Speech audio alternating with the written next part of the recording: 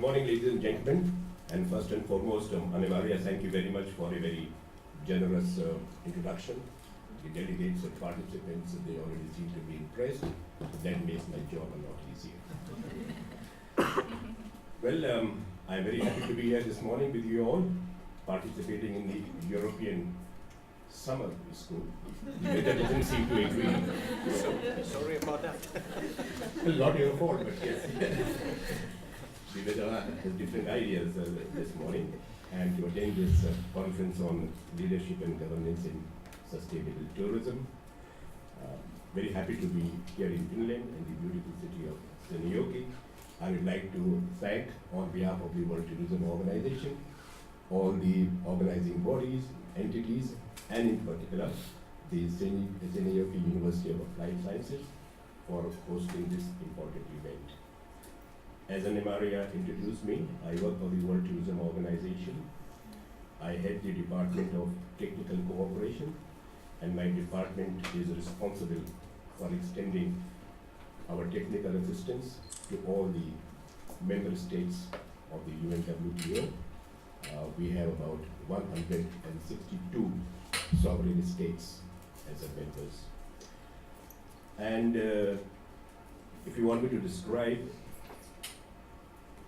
the kind of job that we do, or I would say the challenges that we face, or the opportunities that we get, we summarize them in an acronym called ICE. It's interesting, challenging, and exciting. So very happy to be here. I have only one grievance, Sylvia, for your 2015 summer school. Make sure that you have better gender balance. I see only very difficult. Very difficult. I see only 7 or 8 beauties here, and rest all are brains.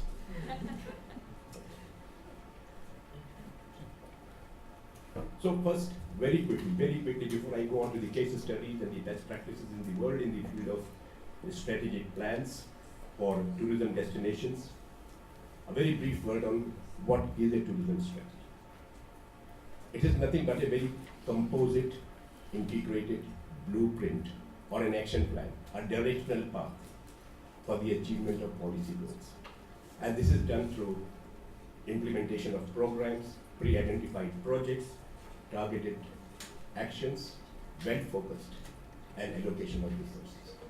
Now here I must sound a word of caution. One universal error lies in mistaking a policy for a strategy.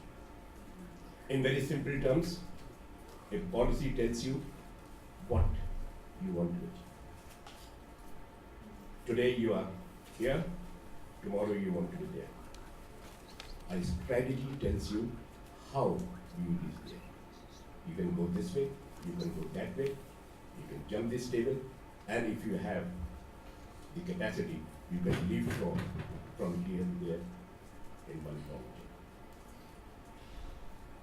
So it actually, guides the entire policy implementation process, and it provides a logical framework for interaction, for innovation, for involvement and integration of all the development agents or important partners who are directly or indirectly involved in the development of this sector.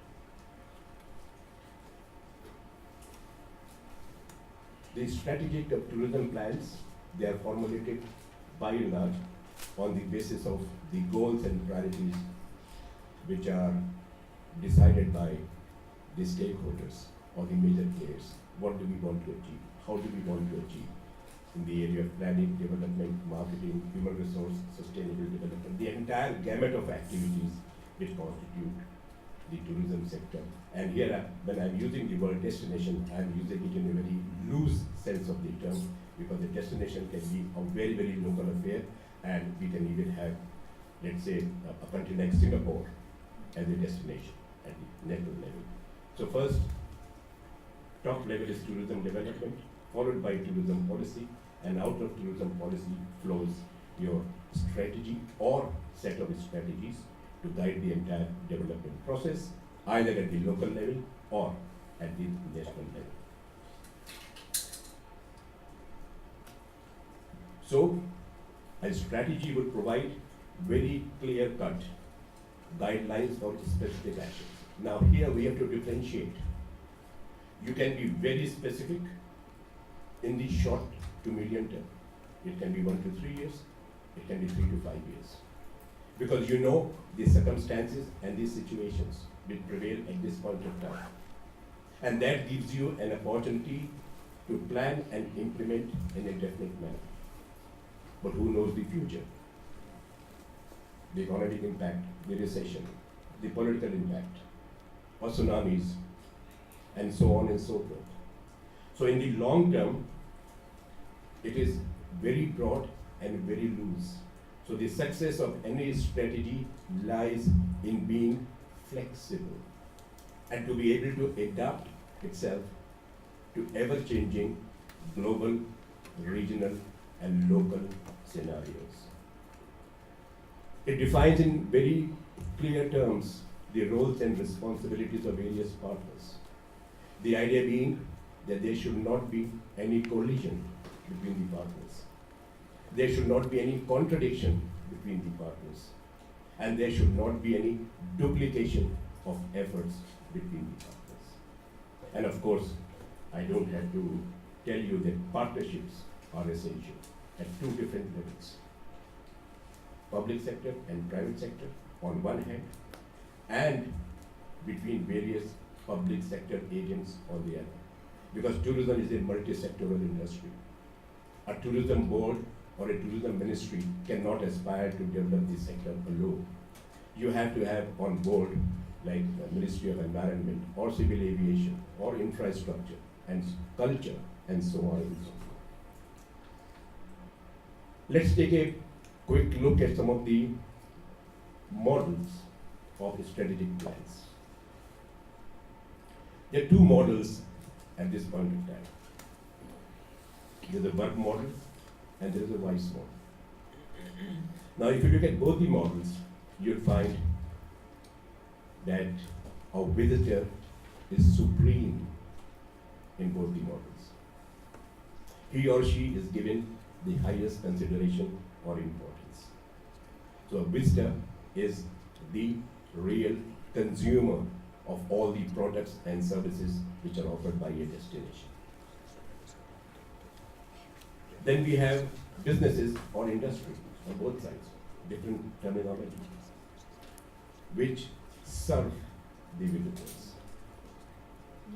Then we have the residents or the communities, which host the visitors. And then we have the environment, where it all happens.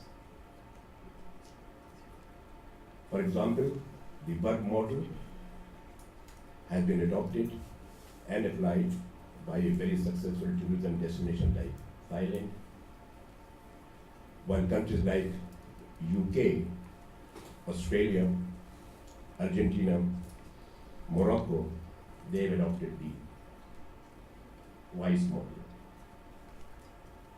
Now we in UNWTO have been trying to analyze the net impact of these models. How have they worked? To what extent have they been successful? Have they really given you the desired results? If they have failed, why have they failed? Draw lessons from those failures so that you don't repeat them at other locations. Why have you succeeded? Good practices.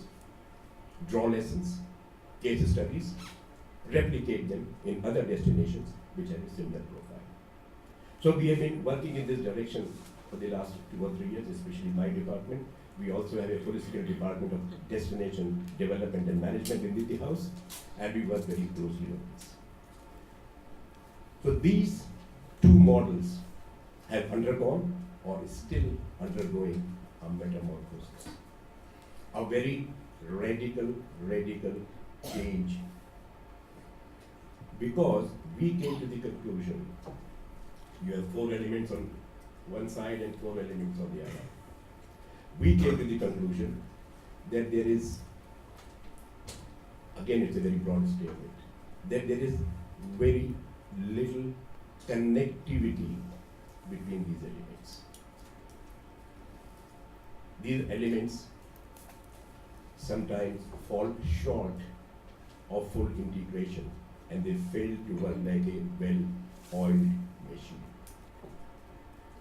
So to respond to the challenges and opportunities of changing scenarios at all levels in international tourism, we are working on 2 new dimensions.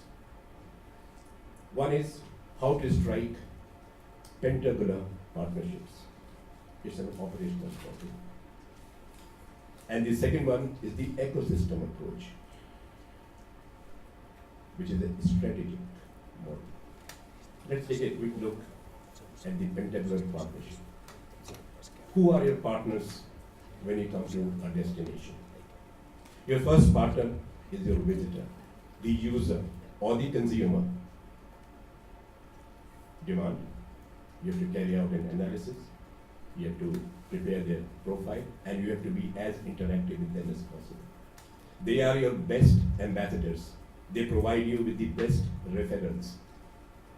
And they are the ones who help you in gaining repeat visitations. Then the private sector.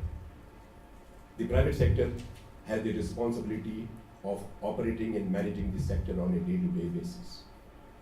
I don't need to elaborate on this. Then partnership with the government, which is charged with the responsibility of regulating and legislating the sector. That the sector grows and develops in accordance with a policy framework, a pre-agreed strategic framework. So they provide the legal basis, they provide incentives for investment. They are responsible for providing the necessary infrastructure for the development of the sector. Safety and security of tourists, which is now a new element after 9/11. Another new dimension, partnership with global sales and distribution network. For the leverage and for the reach, the global reach, 24/7. You have to strike new alliances with these global mediators because they have the data, they have the information, they have the outreach, data analysis, profile of tourists, their travel habits, their likes, their dislikes, and so on and so forth. And finally, ladies and gentlemen, partnership with your own citizens, your own communities, which are ultimately the end beneficiary of any tourism development process.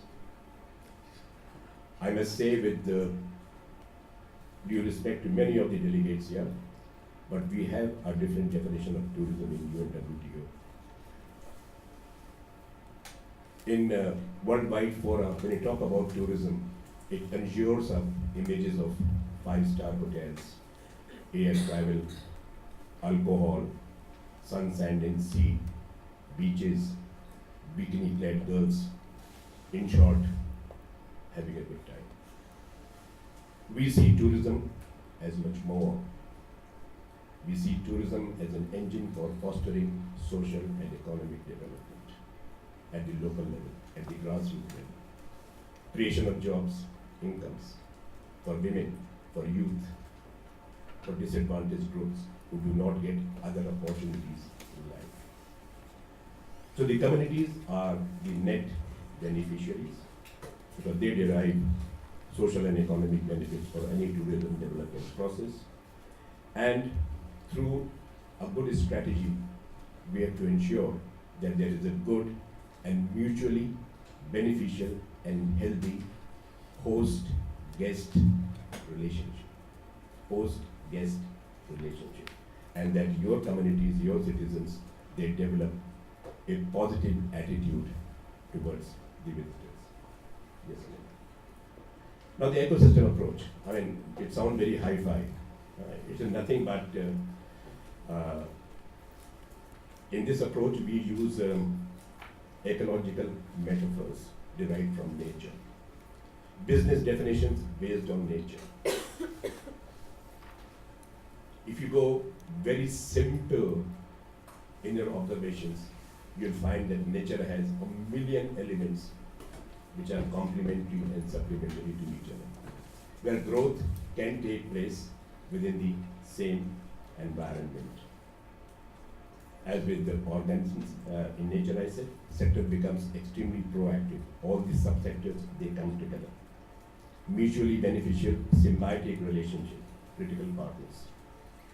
And the important thing is that we have to identify, understand, and manage the factors on which the sector depends. And much more than positive factors, the key lies in identifying the negative factors and the efforts to mitigate them to the extent possible. A very integrated approach, joint operations, and it develops naturally and organically. So going back, where do pentagonal partnerships and the ecosystem approach lead us to? It inspires, motivates, and guides the entire development process. And it has to be a result-driven partnership. It's not rocket science at all. If you go back to the Bible and New Testament, the famous sentence is, "Ye shall know them by their fruits." That any action or activity undertaken by man is judged by its fruits, the results. If desired results are not there, your partnership goes down the drain.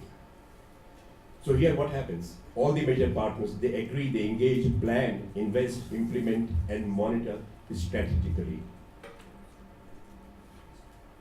What are our targets? How do we meet our economic targets? How do we meet our social objectives? How do we meet our environmental objectives? And it leads to a more, I would say, comprehensive and coherent alignment, which leads to finding, I would say, cutting-edge solutions, building winning positions, and creating competitive advantages. That holds the key. And it captures all the available energy in different partners, whether you belong to a planning group, or you're a development agent, or you're a marketing agency, or investing, or you're developing human resources. And this approach revolves around three key words, immortal words: sustainable, sustainable, and sustainable. So before we move on to some of the case studies, a very quick word on composite visitor experience. Now, in this process of change or metamorphosis, the UNWTO has identified 12 major elements around which the visitor experience revolves or depends. But the state of art in developing critical visitor experience lies in the innovative application of 5 major elements, 5 factors. First, any experience should be multisensory. It should engage as many human senses and to the extent possible. They can be visual senses, something which is pleasing to the eyes. It can be intellectual senses, which satisfies your curiousness to know about something. It can be enjoyment and fun, and so on. The second factor is the multi-level entry, which reflects the needs of differing consumer groups. It can be families, it can be old people, it can be young couples, it can be students. Third, I must say that innovation in vision, design, and creation of a unique experience and how to make it effective. And if you are able to create a unique experience, you change it from an ordinary experience to a memorable experience. Fourth, you have to blend your resources, whether it's nature, culture, traditions with modern technology. I met so many people in life who just don't want to be in line with the modern technology. You can love it, you can hate it. The fact remains you cannot ignore it. So you have to blend all these things together. And then the interpretation. If this is a monument or this is a mountain, what exactly is the significance? So you have to provide all the answers and explanations to the visitor so that he feels intellectually satisfied that yes, if I spend money and time in coming to this location, in looking at this monument, and so on and so forth, I have got my money and time's worth. Now let's move on very quickly to some of the case studies. Anybody, you don't mind if I stand and speak? Feel more comfortable? All right? Right. Yes. Okay. Now some of the destinations, thematic strategies, very successful strategic development plans. Purely thematic. Sun, sand and sea when it comes to, I've given you the example of Ibiza. A lot of maritime activities, nautical activities, but a product offering which is confined to sun, sand and sea. I don't want anything else. You go to culture, again the example of Rome. Culture and cultural heritage, tangible, intangible. Nature, the Grand Canyon, we have nothing else, rocks and sand around us, but we are unique. The two cities, Agra in India, where you have the Taj Mahal, and Siam Reap in Cambodia, where you have the iconic Angkor Wat temples. Now here, we are moving to a very interesting example of product enhancement. I don't know whether you heard of this phrase previously or not. Maldives, an island in the Indian Ocean, they had nothing. They had nothing when they started with 20,000 atolls, small, big islands. No industry, no agriculture, a small population, 200,000. And then they decided to use the Indian Ocean resource for tourism purposes. And as usual, they announced these schemes, development agents came flooding in, lot of investment, and they wanted numbers. And the numbers came. And suddenly they discovered that these numbers, which are coming to the Maldives, are using all our infrastructure, all the services, all the facilities, and leaving a penny behind. So they came to the conclusion that we are going to change the entire profile of the tourism sector. It took them 3.5 years. We prepared the master plan, and it's not an easy job to change the profile from a mass tourism destination to a high-end destination. There were cases where resort buildings had to be demolished. And now Maldives have water bungalows with transparent glass floors, costing you 650 euros per day, per night. So the value or the profile or the appeal of the product has been totally enhanced. We have been able to change the profile of the destination 180 degrees. Yes, sir.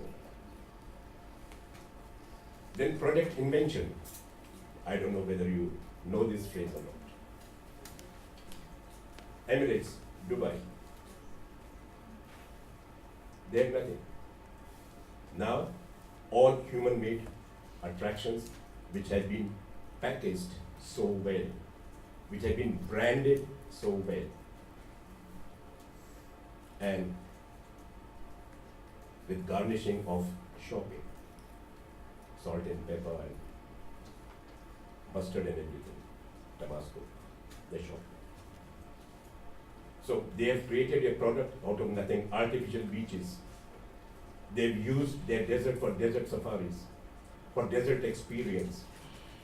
Same is the case with Singapore. When they separated from the Malaysian Federation or the Malayan Federation, Singapore was a sleepy little ruined village kind of a place.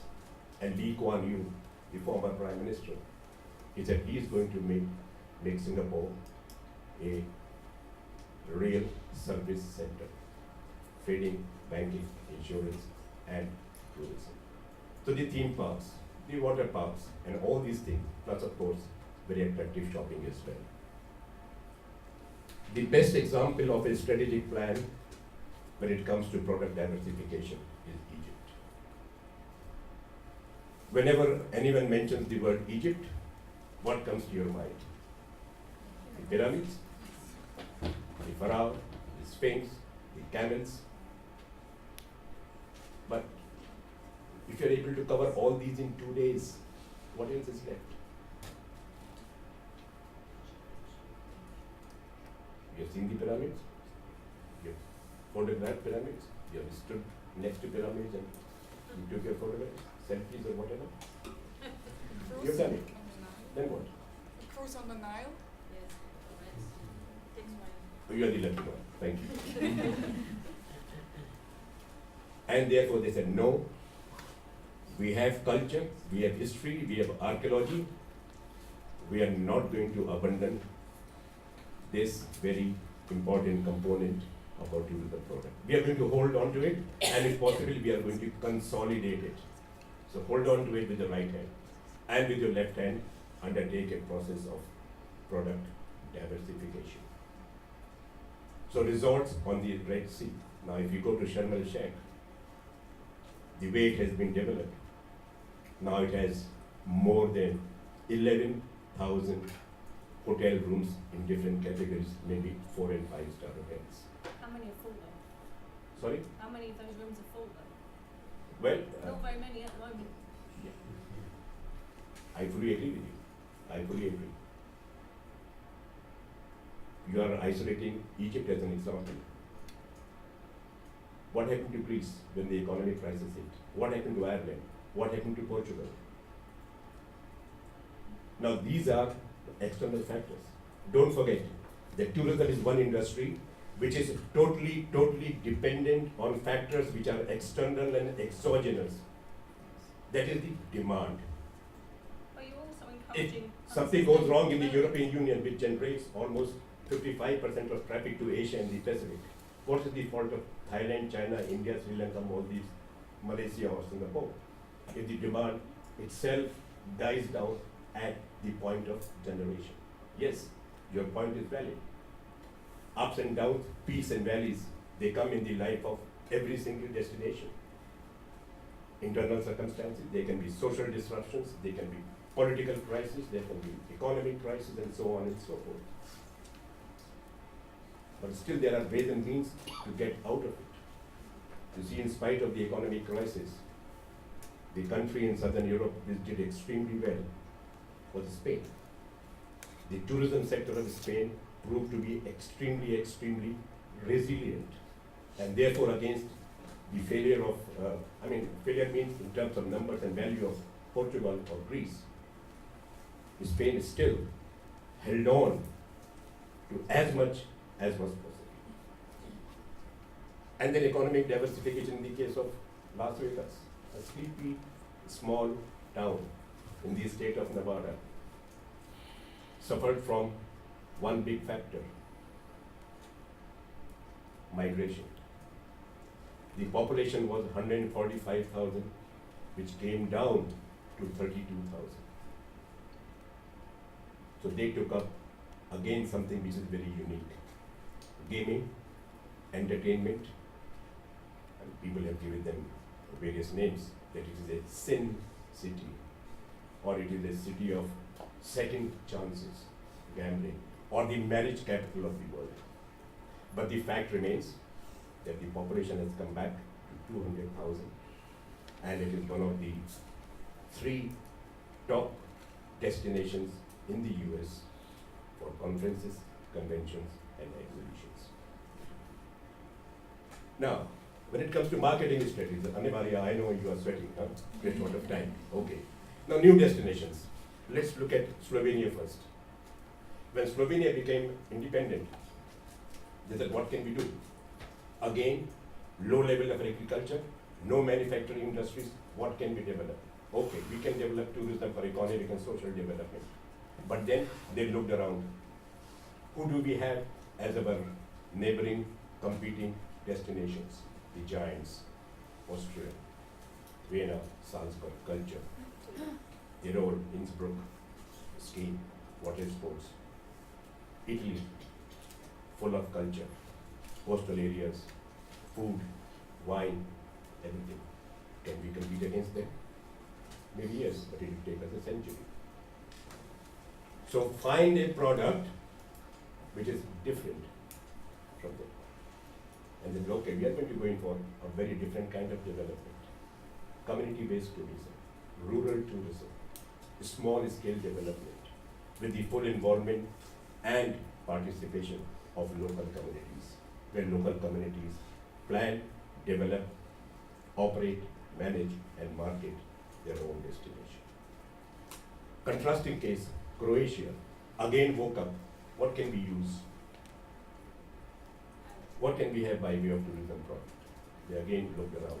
All the giants, established ones, mature destinations. What can we do? Do we follow the example of Slovenia and find something which is tucked away in a corner and develop it so that it becomes different? No. We were a part of the Habsburg Empire, Austro-Hungarian Empire. We were a part of Yugoslavia. We have the Adriatic coast, split, the Dubrovnik, and they said, we are going to compete. And Croatia, this is my personal opinion, is probably one of the most successful development models of recent times. Then you have got repeat visit. London, there I visited anyway.